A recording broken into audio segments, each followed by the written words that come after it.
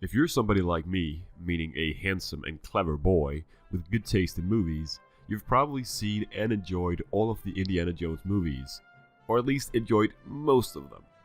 And if you also have an interest in speedrunning games, you've probably taken to Speedrun.com to check out which of the Indiana Jones games have an active speedrunning scene.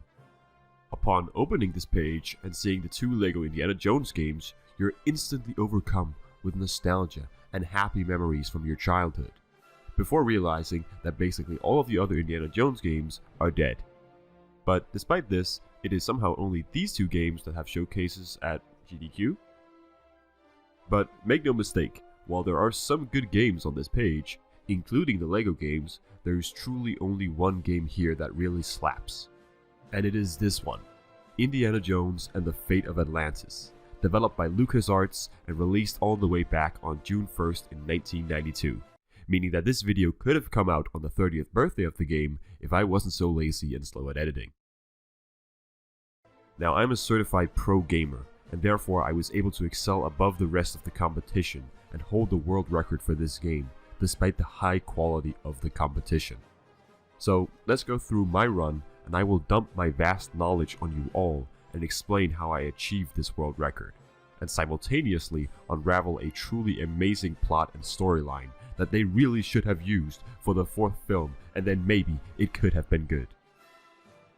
Now, the title isn't exactly subtle, Indiana Jones and the Fate of Atlantis, so yeah, we're going to be going to Atlantis. But that's not all, because this is a good Indiana Jones adventure, and that of course means we gotta have Nazis, and oh boy do we have Nazis. These guys desperately want to find Atlantis too, since this will satisfy the big mustache boy, and so we gotta speedrun finding Atlantis before them. Now I realize you guys are at the edge of your seat at this point, desperately waiting for some actual footage of my legendary gamer feat. But before we can start the speedrun, we really quickly gotta go over the categories for the game and some mechanics real quick. A primary focus for the developers back when they made the game was to make it very replayable, and so to achieve that end, they essentially decided to chop up the game into 3 pieces. The beginning, the middle, and the end. Now, the beginning is always the same, although there are some changes in terms of how it's done depending on what the player decides to do. And the end is also always the same, with minor changes. But there's 3 completely different middle portions of the game. See, at the end of the beginning, we have to make a choice between 3 paths: the fist path, which is kind of like the bulk path, where there's a lot of focus on combat and fighting Nazis, and the team path, which is like the simp path, where we take our banging GF Sophia along for a lot of the adventure, and then finally we have the wits path, which is the big brain clever boy path, with a lot of focus on puzzles instead of fighting. Now, these paths play completely different from each other, and therefore changes the middle game completely, which is why there are 3 different speedrunning categories for the game: fists, team, and wits. And then technically also max IQ, the 100% equivalent, although this category has only been run once by a guy named Indy Kenobi 7 years ago, so let's just forget that one. Now, I'm not all that into fighting, and I for sure am not a simp, so I obviously had to go for the wits path. Okay, so everybody, hopefully all that makes sense. Indiana Jones, Fate of Atlantis, wits path. Also, this game is what is known as a point-and-click adventure game. Essentially, clicking anywhere on the screen makes Indiana Jones attempt to walk there, and in addition, there's a handful of commands in the lower left part of the screen, which we can also use to make Indiana interact with the environment. Also, dialogue is a huge part of this game. Every character essentially has a sequence of dialogue options that are correct and required to progress, but of course I have them all memorized, and I frantically am clicking and mashing buttons to select all the correct options, while also skipping the actual dialogue, so just keep that in mind.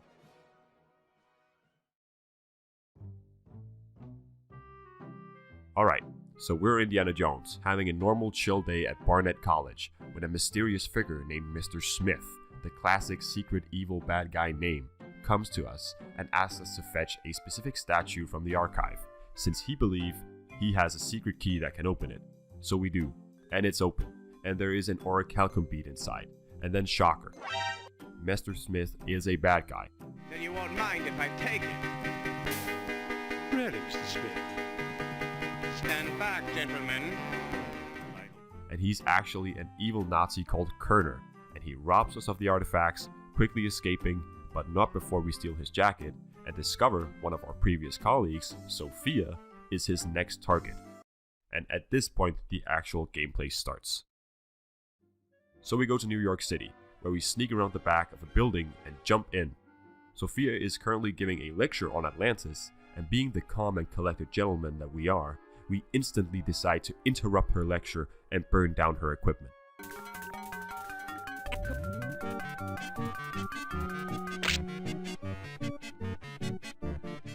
This alpha move impresses her so much that we go to her apartment, where it turns out that Kerner has already broken in looking for Atlantean artifacts. But it turns out it's a necklace that Sophia has on her, and when you put a bead in it, it turns into one hell of a subwoofer. Now, in the actual speedrun, we don't see any cinematics like this one, since I'm just frantically button mashing to skip it as fast as possible. A spirit in the necklace tells us to find Plato's Lost Dialogue if we want to figure out how to get to Atlantis. And if you've seen Disney's Atlantis, you know how important this book is. So we'll add finding Plato's Lost Dialogue to our checklist of goals to accomplish. And so we travel to Iceland to talk to a Dr. Bjorn Heimdall about the book and where we could find it. And as we walk into his cave, here we have our first cool speedrunning trick. Right as I enter, I click on Heimdall. And then, as Indiana walks forward as to go to Heimdall, I click talk on him. Usually, clicking talk on somebody at afar will always result in Indiana walking all the way up to them before the dialogue begins. But using this somewhat precise trick, we can avoid having to walk down to him, although we still have to wait for Sophia to do so, but when we finish talking with him, we can instantly leave the cave since we haven't walked all the way down to him, saving a handful of seconds. We then travel to Tikal, where we first have to whip this rodent to be able to progress. Whipping him only works if he's standing in this specific spot, out of all of these 6 spots. Where it spawns is random, and so on this run I got perfect RNG since it spawned in the right place. After this, there is a long sequence where we talk to a guy named Sternhardt, help him on his dig site, and then he eventually takes off on us with some stone disc after we helped him find it. But he leaves behind an orichalcum bead that we snatch up.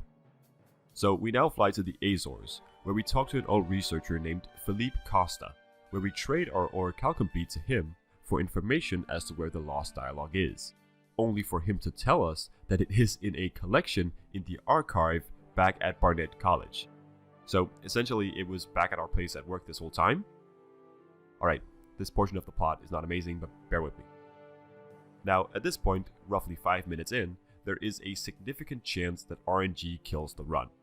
This is because there's 3 places where the book can randomly be placed.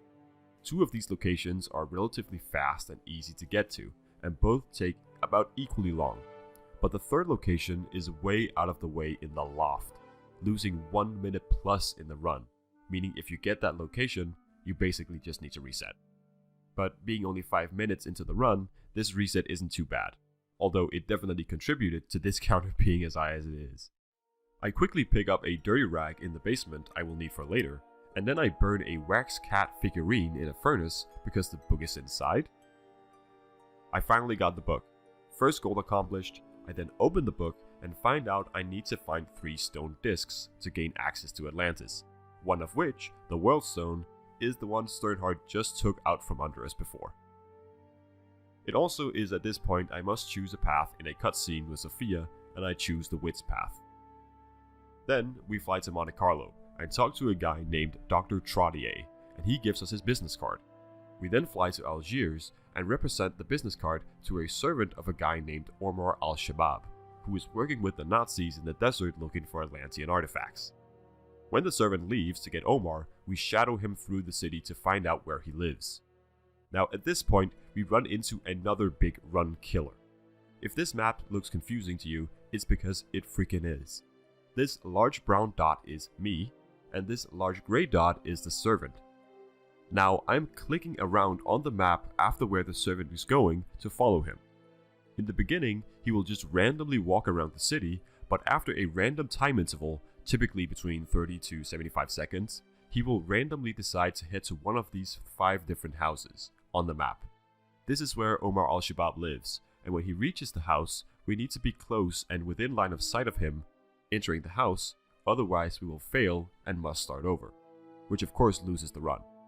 Now, this puzzle is extremely hard because the servant's grey dot is very easy to lose sight of, and the controls are kinda bad as well. Also, Indiana and the servant almost always walk at the same speed, meaning you can't easily catch up to him if you fall behind, except if the servant decides to do a 180 for some reason. Also, for some other reason, on this exact stretch, the servant's speed increases if it is walking left to right, meaning it can easily lose you on this stretch. Is this intentional annoying game design or a bug? I don't know. And so how long this portion takes is random, losing or gaining you 30 seconds or so, while it is also easy to fail, causing a reset. So on this run I get it, and the time is relatively fast. At this point we trap Omar and then steal a camel from him to ride out into the desert looking for the dig site where they've been digging for Atlantis artifacts. And again, we have another massive RNG element to the run.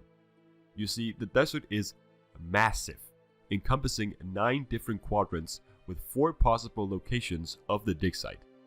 Not only that, but the desert is filled with camel patrols that will send you back to the beginning if they catch you, which nearly happens to me multiple times. I make it to the first dig site location, and it ain't it, so I continue to check the second location, and luckily it is there. We enter the dig site and find a helmet artifact and then leave the desert. We return to Monte Carlo and talk with Trottier again. He shows us that he has one of the 3 discs we need, the Sunstone to be specific. But he is being a little too loud about it and gets kidnapped by Nazis right in front of us. This leads us into one of the largest RNG elements of the run, the car chase, where we follow the Nazi car around the city, trying to bump into it to get it to crash. But hey, this game is basically RNG hell, so of course the amount of hits needed to crash the car is also random, requiring only 2 hits on the low side and 11 on the high end. In addition, this car is just as fast as you, so you can't just follow it, you need to try and predict it and get ahead of it. Now this part is absolutely brutal, and if you're at a high level of speedrunning this game, you basically need a super lucky RNG run with 2 to 4 hits and good pathing. Now in this run, I get a 2-hit run with the entire sequence lasting only about 30 seconds.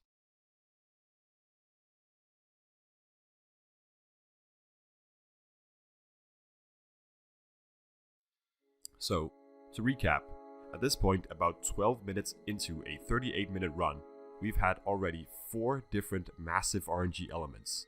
This is my 330th run of the game, and this is only the 2nd time my RNG has been this good, meaning the chances of a run like this happening is somewhere around 0.6%, and we still have about 26 minutes left and a lot more RNG elements.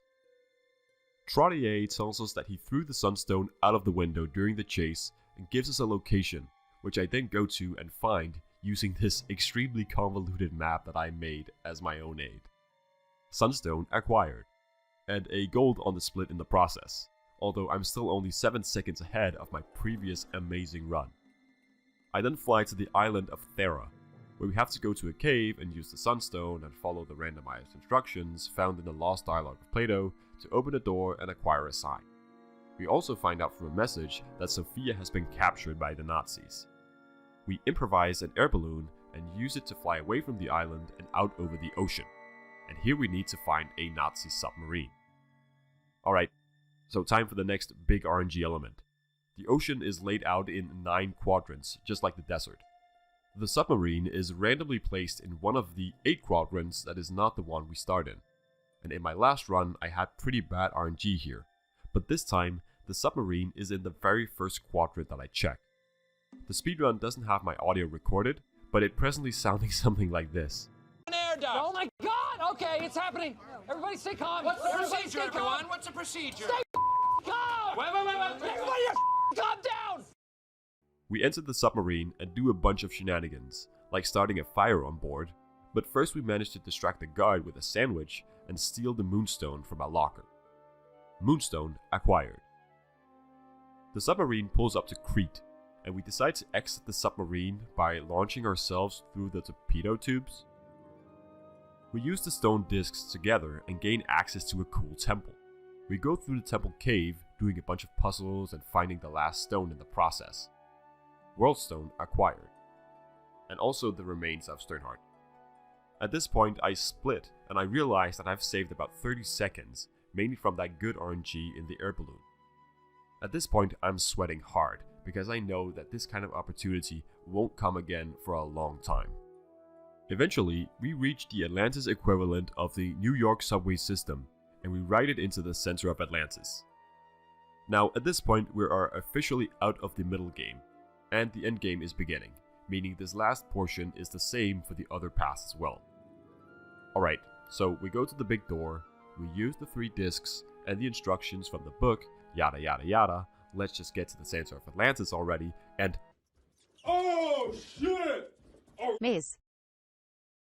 yes, we have now arrived at the last huge RNG element of the run, the massive outer labyrinth leading to Atlantis. Now, the exit of the labyrinth is here, with a large door that leads to the inside of Atlantis, which needs orichalcum beads to open. Or technically it does, but it can actually be skipped by quickly exiting the area and then walking through on the zoomed out labyrinth map. But there's a handful of items located in random rooms in this labyrinth that we need for later, so we can't just head for the exit quite yet.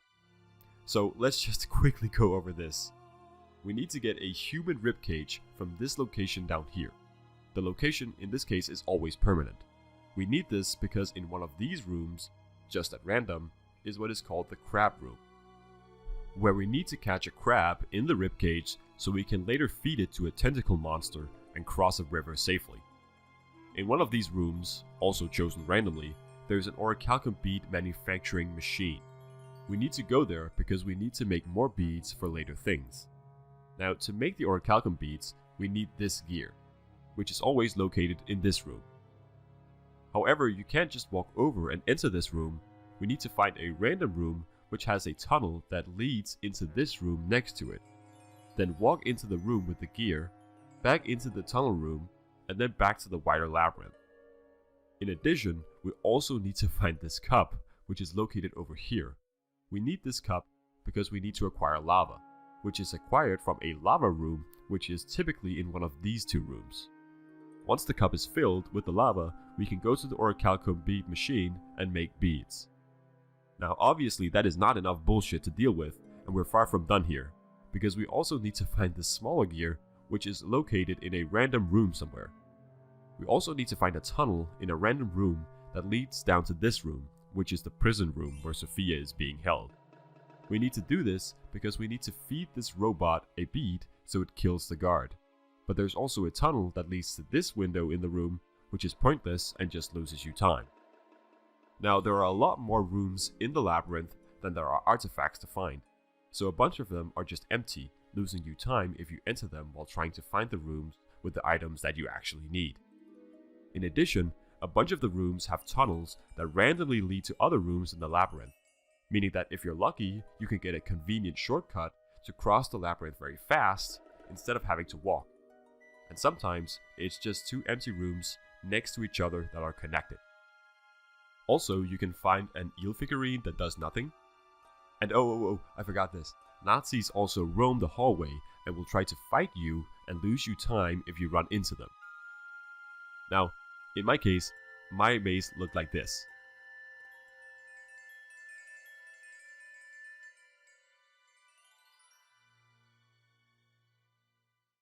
So, I glitched through the door at the end, entered the prison room, not to save Sophia of course, I ain't no simp, but because I need to pick up a part of the statue that killed the Nazi guard. Also, I split here and I literally orgasmed as I realized that the maze, which was a pretty fast one, just saved me an entire minute, and I now have a chance to go directly from a 39 to a 37-minute run. I feed the tentacle monster, I ride a mechanical giant crab through a river, and then I do a puzzle with a bunch of the parts we collected in the maze. At this point, we enter the inner part of Atlantis. The game comes full circle with the Disney movie, as I use what is basically Mole's large excavator to make a giant hole in the core of Atlantis. At this point, there is a maze of doors that, in a merciful moment for the developers, are not random, but instead consistent on each run. Also, I need to take note of the carving on the wall so I know how to do the last puzzle with the stone discs. Then we do a lava maze where we need to find a zigzag path through. And finally, we arrive at the center of the mechanism as we complete the final puzzle and activate whatever this machine is. Uh-oh! Turns out, Kerner and the Nazis have been following behind us all this time. So we're held at the gunpoint as Kerner uses the machine on himself, but fails and dies after being turned into a weird horned creature.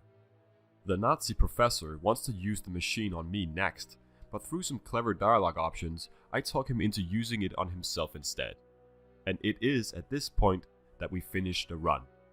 A 37:41, only losing 5 seconds in the final stretch, a truly incredible time. And then Sophia appears out of nowhere, is turned into an ancient spirit, violently rips Atlantis apart, and we quickly escape in the Nazi submarine. The game finishes with us staring out over the remnants of Atlantis, wondering if we could have saved Sophia. And we absolutely could have, right here at the prison, but we ain't no simp, we just want to go fast. But yeah, if you do a casual run, you can choose to save her. And that's it.